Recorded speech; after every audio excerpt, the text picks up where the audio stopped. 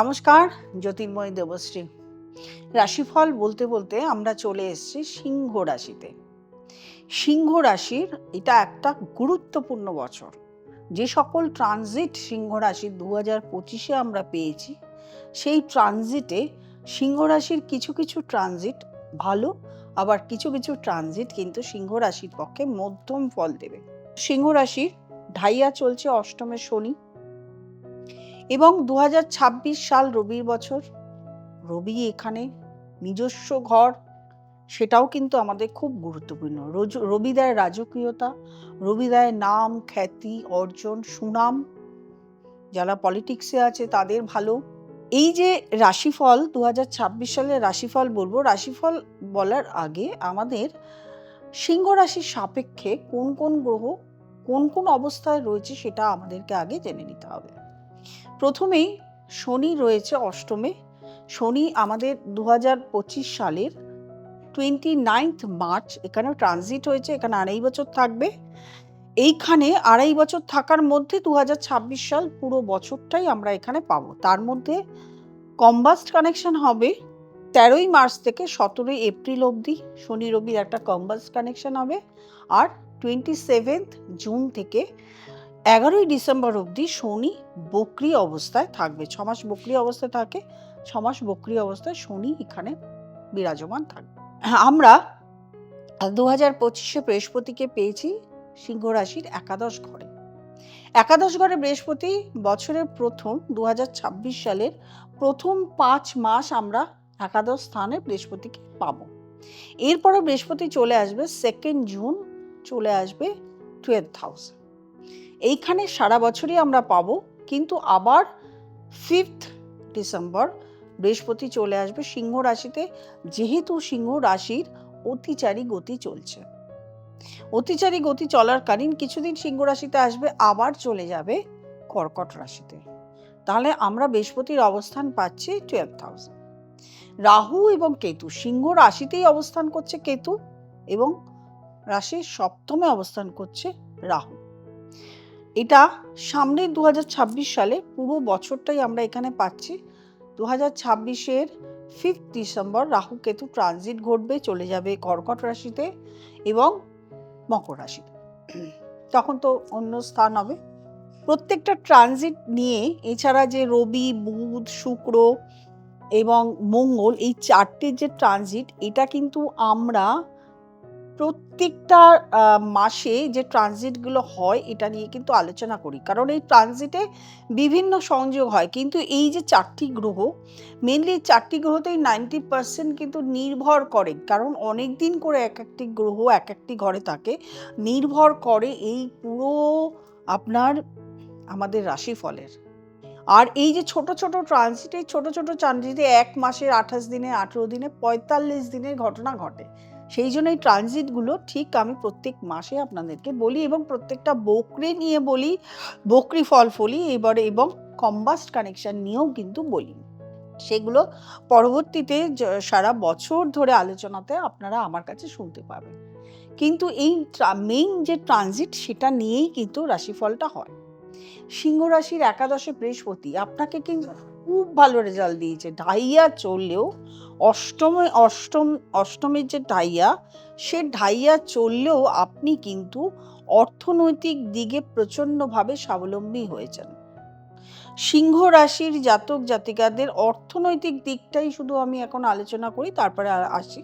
অর্থনৈতিক দিক সিংহ রাশির প্রচণ্ড ভালো গেছে, প্রচণ্ড ভালো 2025 সাল গেছে, এবং 2026-এর প্রথম 5 মাস অর্থনৈতিক দিকে কোনো রকম প্রবলেম থাকবে না। কাজের দিকে প্রচুর অগ্রগতি হবে, কর্মে সফলতা এসছে, এবং দেখা গেছে অনেকের ক্ষেত্রে নতুন নতুন কাজ পেয়েছে, যা অর্থ যাদের পেমেন্ট আটকে ছিল পেমেন্ট পেয়েছে, যাদের কাজ একেবারে বন্ধ হয়ে গেছিল 2024-এ, তাদের কিন্তু কর্মের জায়গাটা প্রচণ্ড ভালো ভালো ইমপ্রুভমেন্ট হয়েছে। অনেকে কিন্তু টাকা পয়সা জমিয়েছেন, যাকে ফিনান্সিয়াল কন্ডিশনটা নেক্সট লেভেল অবধি পরের প্রজন্ম কিছুদিন অবধি ভালো যায়। অনেকেই কিন্তু রোজগার করে নিজের অর্থ বা সম্পত্তি করে যে কোথাও না কোথাও ভালো জায়গায় একটা ইনভেস্টমেন্টও করেছেন, এটা কিন্তু দেখা যাচ্ছে। 12th হাউসে বৃহস্পতি আসলে কি সেটা নষ্ট হয়ে যাবে? এটাও কিন্তু একটা বড় কোশ্চেন। হ্যাঁ, নষ্ট হবে না, কিন্তু আপনার খরচার পরিমাণটা বেড়ে যাবে। খরচা কোথায় হবে? এমনিতেই ঢাইয়া চলছে, তার সাথে 12th হাউসে বৃহস্পতি মানে হঠাৎ করে দেখা যেতে পারে শরীর স্বাস্থ্য আপনারও খারাপ হতে পারে, আপনার ফ্যামিলির কারো খারাপ হতে পারে, আপনার মা বাবার শরীর স্বাস্থ্যের দিকটাকে তখন খারাপ হতেই পারে, সেইখানে আপনার অর্থ খরচা হলো, অথবা হঠাৎ করে এমন একটা প্রয়োজন পড়ে গেল, বিপদ এসে গেল, যেখানে আপনার অর্থ ব্যয় হয়ে গেল। সুতরাং এই ব্যয়ের জায়গাটা আপনাকে ধরে রাখতে হবে যাতে সেই ব্যয়টা না হয়। 12th হাউসে বৃহস্পতি আপনার 4th হাউসকে দৃষ্টি দিচ্ছে। এই যে 4th হাউসকে দৃষ্টি দিচ্ছে, এতে কিন্তু আপনার মানসিক শান্তি আসবে। যেহেতু কেতু রয়েছে আপনার রাশিতেই, সেহেতু আপনি একটা মানসিক চঞ্চলতা, মানসিক অশান্তি, একটা সব সময় ডিসিশন নিতে ভুল, কি করবেন কি করবেন না, কোন কাজটা যাবেন কোন কাজটা যাবেন না, ঠিক স্থির গতি হচ্ছিল না। সেটা কিন্তু যখন 12th হাউসের বৃহস্পতি ঢুকবে, তখন কিন্তু আপনার এই গতি, স্থিরতা, মানসিক যন্ত্রণা, যে মানসিক কষ্ট সব কিছু থাকা সত্ত্বেও আপনি পাচ্ছিলেন, সেটা কিন্তু এবার আপনার কমে যাবে। মানসিক একটা স্থিরতা এবং আপনার ঘর বাস্তুতে একটা শান্তির পরিবেশ সৃষ্টি হবে।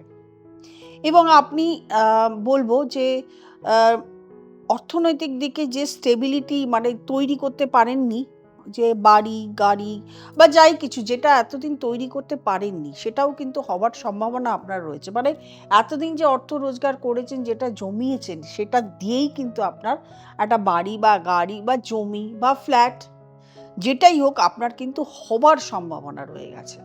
লগ্নে রাহু, সপ্তমে কেতু, এটা কিন্তু দাম্পত্য জীবন একদম ছারখার করে দেয়। দাম্পত্য জীবন ভালো চলে না। এদিকে আপনার 5th হাউস, সেখানে কিন্তু কোনো কিছুর দৃষ্টি নেই, অর্থাৎ রিলেশনের দিকেও সমস্যা আসতে পারে। সন্তানকে নিয়ে, সন্তানের শরীর স্বাস্থ্য নিয়েও কিন্তু চিন্তা ভাবনা থাকতে পারে। কিন্তু আপনার মেইনলি হলো যেটা, দাম্পত্য জীবনে সমস্যা আসতে পারে।